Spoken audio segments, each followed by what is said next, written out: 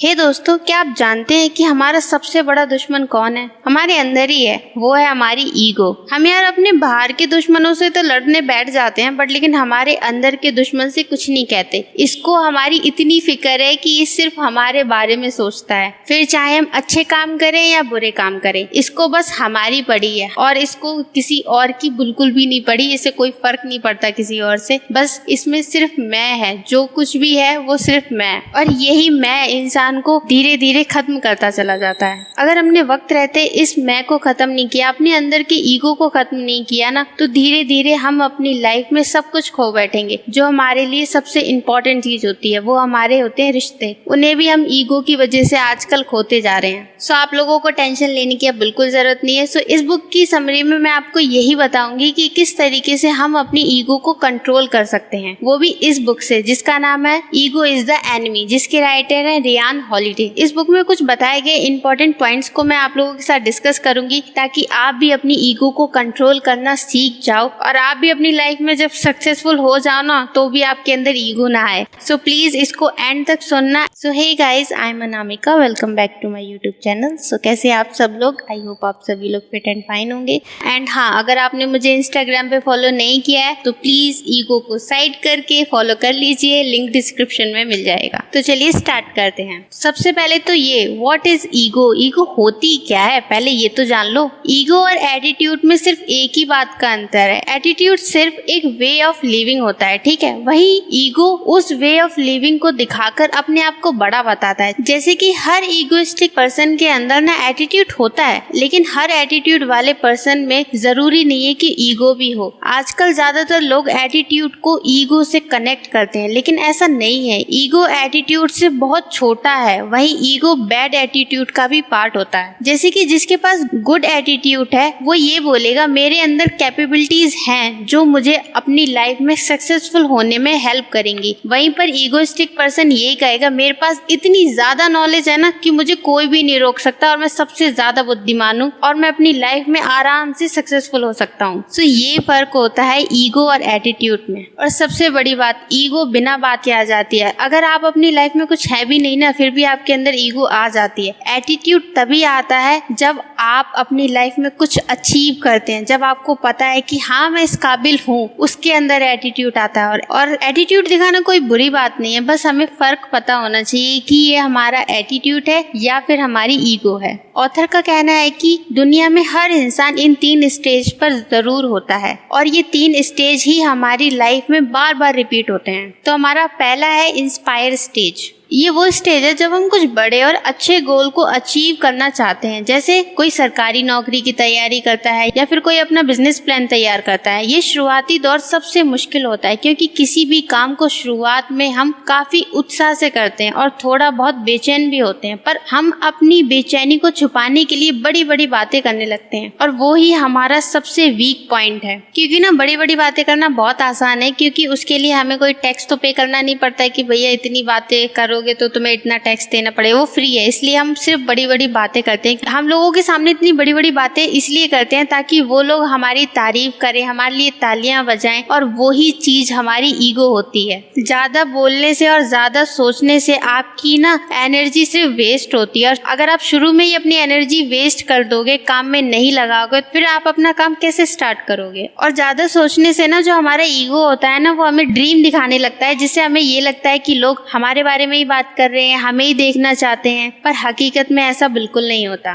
यहाँ पे राइटर ने एक एग्जाम्पल देकर समझाया है कि एक लड़के ने 1 सप्ताह के लिए क्लास छोड़ दी, क्योंकि कुछ टाइम पहले कैंटीन में उसके पैंट पर ना किसी ने जूस गिरा दिया था, जिससे वो शर्म के मारे स्कूल नहीं गया, क्योंकि उसकी ईगो ने उसको ऐसे ड्रीम दिखाना स्टार्ट कर दिए कि स्कूल में सब उसके बारे में ही सोचते होंगे और उसी के बारे में बात करते होंगे। लेकिन रियलिटी तो ये थी कि स्कूल में इसके बारे में तो किसी को अगले दिन याद ही नहीं रहा। इसीलिए याद रखिए कि आपको जितना लगता है उतना लोग आपके बारे में नहीं सोचते। आजकल सोशल मीडिया और बहुत से ऐप हैं जिसकी वजह से हम लोग अपने काम पर फोकस नहीं कर पाते। फोर्ड कंपनी के फाउंडर हेनरी फोर्ड ने कहा था एक बार कि आपकी प्रतिष्ठा आपने जो किया है उसके आधार पर बनती है, ना कि आप जो करने वाले हो। मतलब आपकी जो काबिलियत है ना, उसी को देखकर इंसान आपके बारे में सोच बनाएगा, ना कि उस बारे में जिस बारे में आप सोच रहे हो और जो करने जा रहे हो। आपने देखा होगा कि बहुत से ऐसे लोग हैं जो बहुत ज्यादा टैलेंटेड हैं, फिर भी वो अपनी लाइफ में कुछ भी अचीव नहीं कर पाते। वो ऐसा इसलिए है क्योंकि उनका ईगो उन्हें किसी न किसी तरह से डरा के रोकने की कोशिश करता है। स्टीव जॉब्स कहते हैं कि जब तक आप लोगों को दिखाओगे नहीं ना, तब तक लोगों को पता ही नहीं चलेगा कि उनको चाहिए क्या। आपका टैलेंट भी एक प्रोडक्ट की तरह है। जब तक आप अपने टैलेंट को लोगों के सामने नहीं लाओगे ना, तब तक लोगों को पता नहीं चलेगा कि उन्हें ऐसा भी कुछ चाहिए। अभी हमें से ज्यादातर लोग इंस्पायर स्टेज पर ही हैं, तो हमें अपनी ईगो को कंट्रोल करने के लिए सबसे इम्पोर्टेंट चीज है कि हमें अपने सिर्फ काम पर ध्यान देना चाहिए, अपने काम में सुधार करने चाहिए। बास्केटबॉल खिलाड़ी बिल ब्रैडली कहते हैं कि जब आप प्रैक्टिस नहीं कर रहे होते ना, तो कोई कहीं और प्रैक्टिस कर रहा होता है, और जब आप उससे मिलोगे ना, तो वो जीत चुका होगा और आप पीछे रह चुके होगे। इसलिए इससे कोई फर्क नहीं पड़ता कि आप कितने टैलेंटेड हो। अगर आप आगे बढ़ना चाहते हो तो इंस्पायर स्टेज पर ही अपनी ईगो को इन दो तरीके से कंट्रोल कर सकते हो। सबसे पहले, हमेशा स्टूडेंट बनकर सीखते रहो। सेकंड, कम सोचो और अपने एक्शन ज्यादा लेके अपने काम पर पूरा फोकस करो और प्रैक्टिस करते रहो और सीखते रहो और अपने काम में सुधार लाते रहो। एंड सेकेंड स्टेज है सक्सेस स्टेज। इस स्टेज में आया हुआ ईगो हमें आगे चलकर बहुत ज्यादा नुकसान पहुंचा सकता है। इस बात को समझाने के लिए ऑथर ने एक बहुत अच्छा एग्जाम्पल दिया है। हार्वर्ड ह्यूज अपने टाइम के सबसे अधिक फाइनेंशियल सक्सेसफुल पर्सन थे। उन्होंने पहली बार सक्सेस तब देखी थी जब वो 18 साल के थे, अपने फादर की डेथ के बाद। अब उन्होंने अपने फादर की टूल्स की कंपनी के सारे शेयर खरीद लिए। उस वक्त सब लोग यह कहते रहे कि ये एक गलत डिसीजन है, हार्वर्ड ह्यूज बैंकरप्ट हो जाएंगे, लेकिन ऐसा नहीं हुआ। उनके इस डिसीजन की वजह से उन्होंने बिलियंस ऑफ डॉलर कमाए। जब उन्होंने सक्सेस को पाया तब उनके अंदर बहुत सारा ईगो आ गया। उन्हें लगा वे जिस भी बिजनेस में जाएंगे वहां पर सक्सेस ही पाएंगे। इसी वजह से उन्होंने डिफरेंट टाइप्स ऑफ बिजनेस में पैसे लगाए। वे फिल्म इंडस्ट्री में गए, एविएशन बिजनेस में गए। उन्होंने RKO मूवी स्टूडियो भी खरीद लिए, जिनसे उन्हें बहुत ज्यादा लॉस हुआ और भी बहुत सारे बिजनेस में उन्हें लॉस का सामना करना पड़ा। उन्होंने काफी लॉसेस बियर किए। हमारी वैल्यूज और एथिक्स ये डिसाइड करते हैं कि हम कितने दिनों तक अपनी सक्सेस को रोक पाएंगे। अगर हम ये सोचना स्टार्ट कर देना कि हम सबसे नॉलेजेबल पर्सन है, हमें सब कुछ पता है क्योंकि हमने ये सब अचीव कर रखा है, तो हमारा ये जो भ्रम है ना, वो बहुत जल्दी टूटता है। यही चीज हार्वर्ड ह्यूज के साथ भी हुई थी। इतनी जल्दी सक्सेस पाने के बाद उन्हें लगा अपनी ईगो को फ्यूल देते रहे और लास्ट में ऐसा टाइम आया वे अपनी वेल्थ और पावर सब कुछ खो बैठे। अब आप अपनी ईगो को कैसे खत्म कर सकते हैं? By being a student. आप चाहे जितनी भी सक्सेस पा ले, चाहे जितनी भी बुक्स पढ़ ले, चाहे जितनी भी डिग्री पा ले, तब भी आप किसी न किसी से हर दम छोटे ही रहते हैं। यह आपको मानना पड़ेगा। इस दुनिया में बहुत सारे ऐसे लोग हैं जो हमसे किसी न किसी चीज में बहुत ज्यादा बड़े हैं, जिनके पास आपसे भी ज्यादा नॉलेज है, आपसे ज्यादा एक्सपीरियंस है, आपसे ज्यादा पावर है। अगर गिनती की जाए तो ऐसे बहुत सारे लोग हैं। उसका मतलब यह है कि चाहे जितनी भी कोशिश कर लें, आप किसी न किसी से छोटे तो रहेंगे ही। आप अपने अंदर इंसानियत को जगाए रखें कि मुझसे भी बड़े लोग हैं जो कि मुझसे ज्यादा जानते हैं। जब आप ऐसा सोचने लगेंगे तब आपके अंदर एक सीखने की चाह रहेगी, जिसकी वजह से आपके अंदर ईगो की आग पर पानी फिर जाएगा। ऐसा ऑथर इसलिए बोलते हैं क्योंकि जब आपको ये लगता है ना कि आप सच में महान नहीं है, तब आपके ऊपर सक्सेस का भूत सवार नहीं होता। आप धीरे धीरे ग्रो करते हैं। एंड लास्ट स्टेज है हमारा फेलियर। आप यही सोच रहे होंगे ना, फेलियर होने में कौन सा ईगो है, क्योंकि फेल होने पर तो हम हार जाते हैं, हमारा सारा ईगो तो खत्म हो जाता है। हाँ, बिल्कुल ऐसा ही होता है। लेकिन ऐसे बहुत से लोग होते हैं जो एक बार फेल होने के बाद बार बार फेल होते रहते हैं। वे एक ही गलती को बार बार रिपीट करते रहते हैं, जिसका रिजल्ट ये होता है कि वो फेल हो जाते हैं।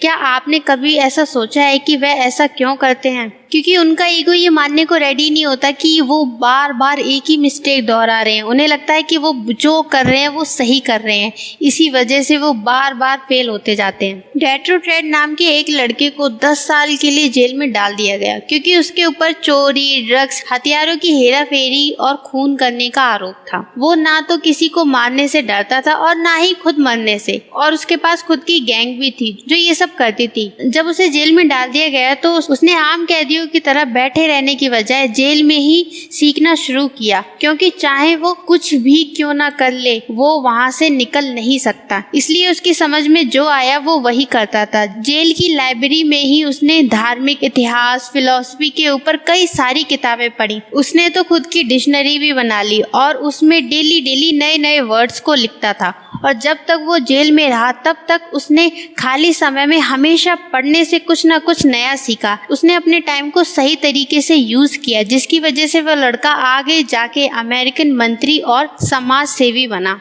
जिन्हें लोग बाद में मॉल्कम एक्स के नाम से जानने लगे, जो अमेरिका में कई मानव अधिकार के लिए लड़े थे। हमारी लाइफ में दो ही तरह का टाइम होता है, लाइफ टाइम या डेड टाइम। लाइफ टाइम का मतलब है कि आप सीखते रहो, अपने हर एक सेकंड को अच्छे कामों में लगाते रहो। डेड टाइम का मतलब है आप दूसरों के ऊपर आरोप लगाते रहो और कुछ ना किए बिना ही किस्मत के भरोसे बैठे रहो। मॉल्कम एक्स ने जेल में बिताए हर एक सेकंड को किताबें पढ़कर अपने समय को लाइफ टाइम बना दिया। जब रिपोर्टर्स उनके कॉलेज के बारे में पूछते थे तो वो जेल को ही अपना कॉलेज बताते थे, क्योंकि वहीं से उनमें बदलाव आया था। इस तरह हमारे पास भी दो ऑप्शंस होते हैं, हम अपना कौन सा टाइम यूज करते हैं, इंतजार करना या हमेशा कुछ ना कुछ सीखते रहना।